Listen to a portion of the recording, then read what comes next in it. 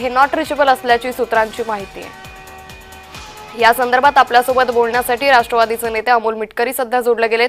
अमोलजी, आपण पाहतोय की आज माणिकराव कोकाटेंसंदर्भातली अतिशय महत्त्वाची सुनावणी आहे। कुठेतरी अटकेची टांगती तलवार कोकाटे यांच्यावर आहे। यापुढे राज्य मंत्रिमंडळाची बैठक पार पडतेय। राज्य सरकारची आणि राष्ट्रवादीची नेमकी भूमिका काय असेल जर कोकाटेंवरती कारवाई झाली तर?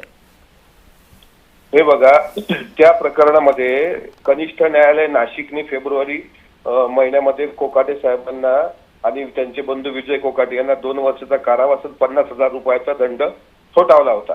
त्यानंतर त्यांनी अपील केली होती जिल्हा सत्र न्यायालयात। मग नाशिक जिल्हा व सत्र न्यायालयाच्या न्यायाधीशांनी म्हणजे तो निकाल कायम ठेवलाय।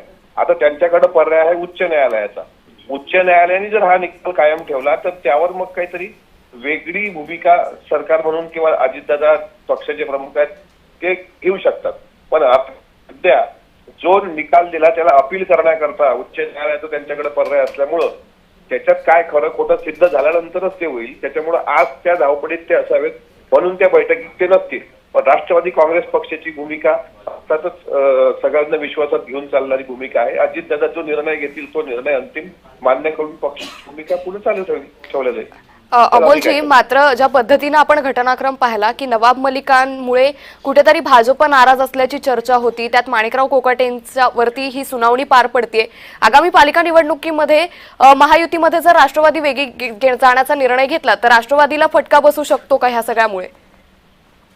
नवाब भाईचं प्रकरण वेगळं आहे। त्यांना भारतीय जनता पार्टीच्या काही लोकांना ते नको आहेत मुंबईमध्ये।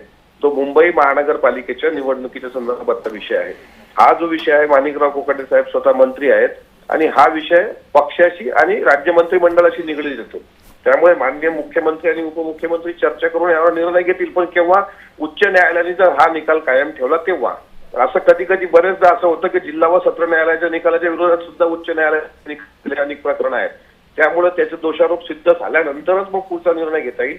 पण महायुतीच्या आगामी निवडणुकांमध्ये म्हणजे महानगरपालिकेच्या निवडणुका असतील, आणखी काही स्थानिक स्वराज्य संस्थेच्या उर्वरित निवडणुका असतील, त्याच्यावर काही परिणाम होईल असं आम्ही म्हणतो, आम्हाला वाटत नाही। आम्ही न्यायालयाचं काम करतं, त्यांनी फिर्यादीचं काम केलंय आणि जे काही दोषारोप सिद्ध झाल्यानंतर पक्ष पातळीवर योग्य निर्णय घेणार। जी नक्कीच। अमोलजी, खूप धन्यवाद आपण जय महाराष्ट्रला दिलेल्या प्रतिक्रियेसाठी। तर या सर्व बातम्यांसह या बातमीपत्रात वेळ